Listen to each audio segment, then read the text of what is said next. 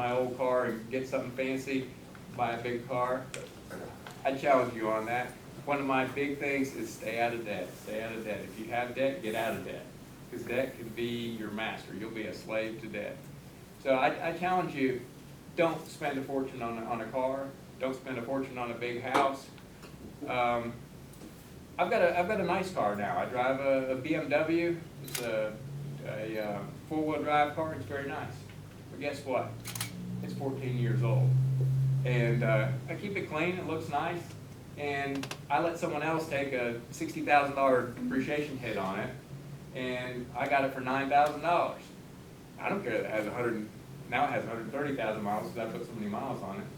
But I would challenge you, don't try to impress folks with your big purchases. All that shows that you've got good credit and you're in partners with the bank and your car is depreciating faster than your payments are coming down.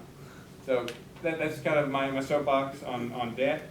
And that goes to living within your means. Don't try to go out there to impress folks. My wife and I learned that the hard way when we moved up here to the high country. We got a house. She'd been to med school. She deserved a good car, we thought. We got a brand new car for her.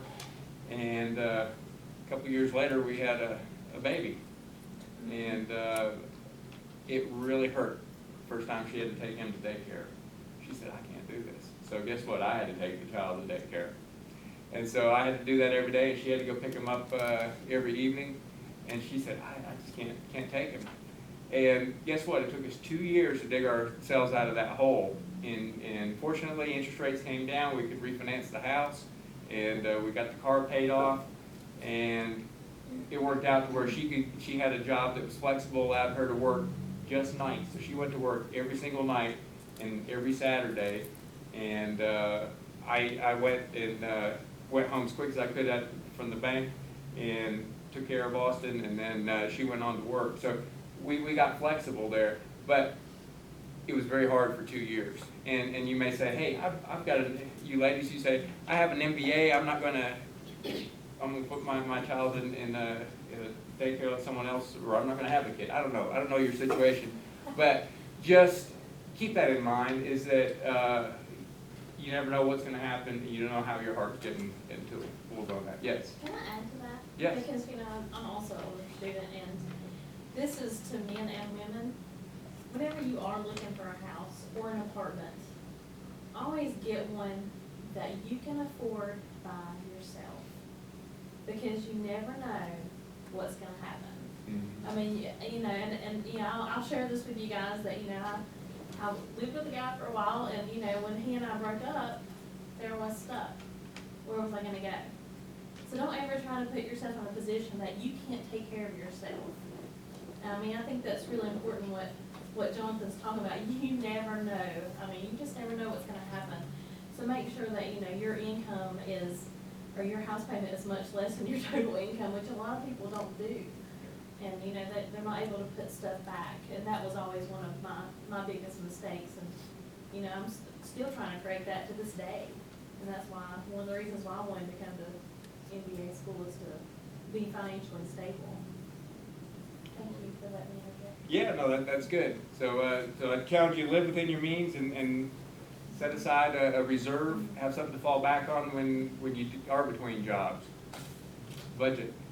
A budget is key. And in that budget, you have money that you're setting aside for savings, retirement, paying off debt, and to give to others. Another P word, positive. I think it's very important to maintain a positive, enthusiastic attitude. Don't surround yourself with negative people. Positive people will carry the day. And if you keep a positive attitude, good things will keep happening to you. And even when difficult times come, you'll see the light at the end of the tunnel. Maintain perspective. We are indeed very blessed people. Think of all these things that you have, and what would you think, oh, I don't have the perfect job, I don't have the perfect house, I don't have the perfect car. what would you give up to have that? Would you give up your eyesight? Would you give up your ability to walk? Would you give up your ability to talk? Still, at the end of the day, you still have all those things. And so keep perspective in how blessed we are and how we need to share and help those that are less fortunate. So maintain a positive influence. And I would say encourage others. Anytime you see folks that need something, a pat on the back, say thank you, look people in the eye, and be positive. Challenge others. Say, hey, I think you can do that. Go for it. I'll help you. I'll be here to encourage you. Call me, and we'll go to dinner and talk about it. Encourage them, challenge them, and be a good influence on others. So think of that each time you interact. Another P word, passion. Are you passionate about what you do? Or are you just haphazard about it? Because if you're haphazard about it, it may not come to fruition. It may not happen. And that's in everything. That's in your work. It's in your schooling, in your activities, in your relationships. And people are so important. Be passionate on how you interact. Don't just go halfway. Give 100%. In the workplace, passion for what you do leads to engagement. And I don't know how much you've heard in psychology classes or in your management classes. Employee engagement is key. There's so many people that are going to a job. It's just, got to do it so I can pay the rent, so I can get money, and I'm living for the weekend. And that's not what you want. You want to have passion, and you want to have enjoy what you're doing. And believe it or not, your customers, your coworkers can all see through your bad attitudes. Give 110%.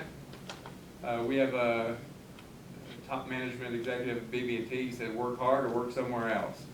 And that's something I believe in, and I think that's real good. Set goals. Set short-range goals and long-range goals as well, and pursue those with passion.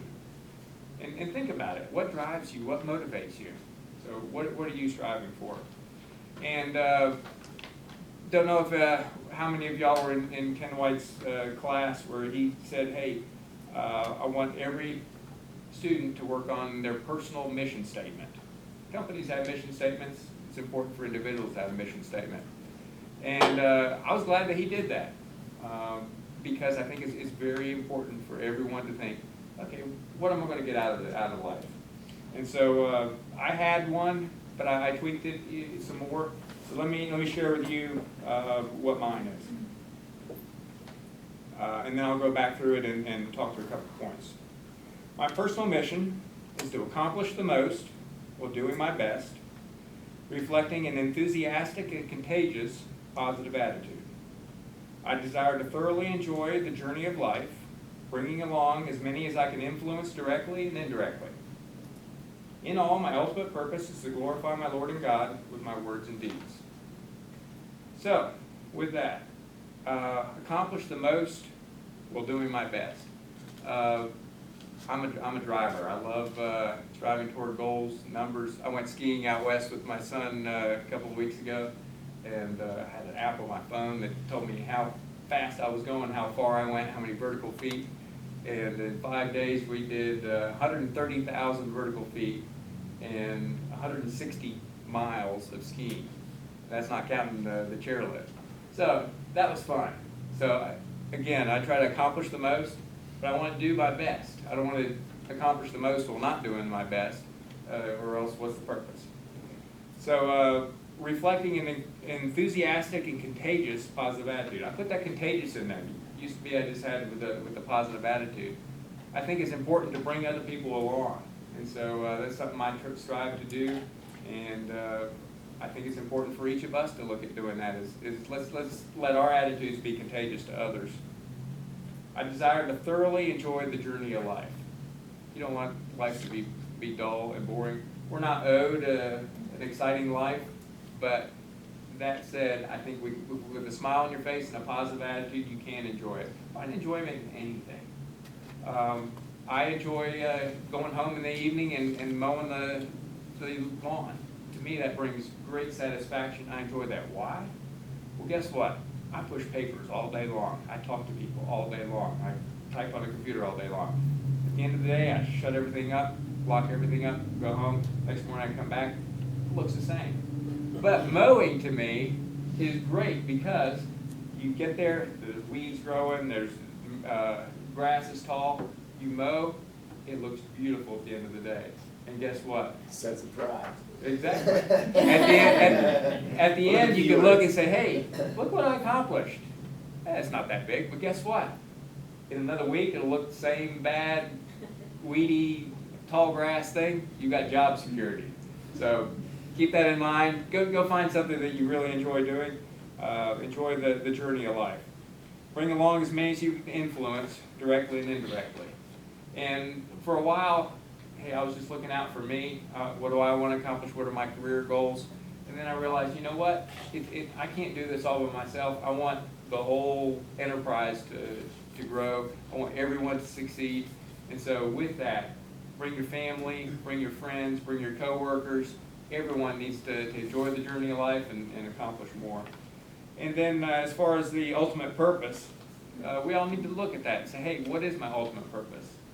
And I'm a Christian. I believe in God, and I believe that we are created, and I believe we all have a purpose, and that's to glorify Him. And y'all don't have to necessarily believe that. I wish you would. But to me, that gives me strong purpose in that a reason for me to get up in the morning, say thank you, and do my best. And so I think it's important.